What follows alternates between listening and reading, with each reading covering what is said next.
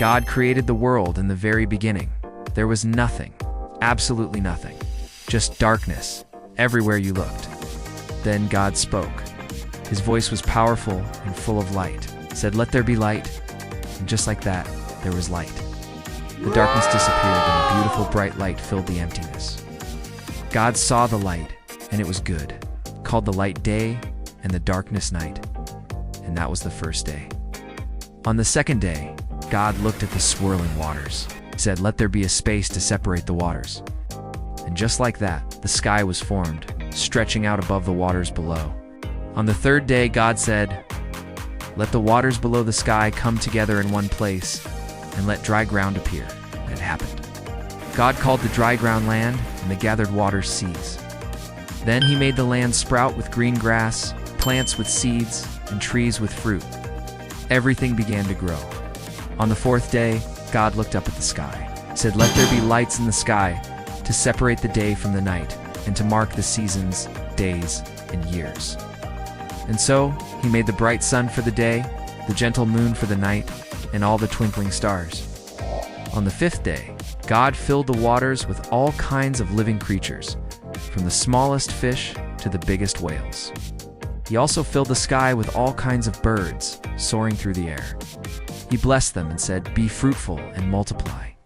On the sixth day, God said, "Let the land produce living creatures of every kind, livestock, creatures that move along the ground, and wild animals." And just as he said, all sorts of animals appeared, big and small. Then God said, "Let us make mankind in our image, in our likeness, so that they may rule over the fish in the sea and the birds in the sky, over the livestock and all the wild animals, and over all the creatures that move along the ground." So God created man and woman, special and unique. God blessed them and said, "Be fruitful and multiply. Fill the earth and subdue it. Rule over the fish in the sea and the birds in the sky and over every living creature that moves on the ground." By the seventh day, God had finished all his work. So on the seventh day, he rested from all his creation. He blessed the seventh day and made it holy. And that is the amazing story of how God created everything.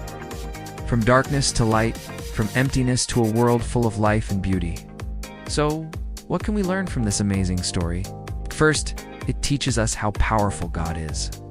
With just his words, he brought everything into existence, from the biggest oceans to the tiniest insects. Also teaches us that God likes order and design, making everything just right, step by step, to create a beautiful home for us all. This story shows us so much about God's love. Everything God created was good, and he made it all for us to enjoy. But guess what? The most special part of his creation is you. God made people in his own image, which means you are incredibly special and valuable to him. He loves you very much. The creation story reminds us to appreciate this wonderful world God made. Look around you. At the trees, the animals, the sky, it's all a gift. Because God gave us this amazing world, it also teaches us to take care of it. It can help keep his beautiful creation clean and healthy, just like God wants us to. Thanks for joining us today. Don't forget to like, subscribe, and share your thoughts in the comments below. Until next time, keep walking your faith, and remember to enjoy all of God's beautiful creation.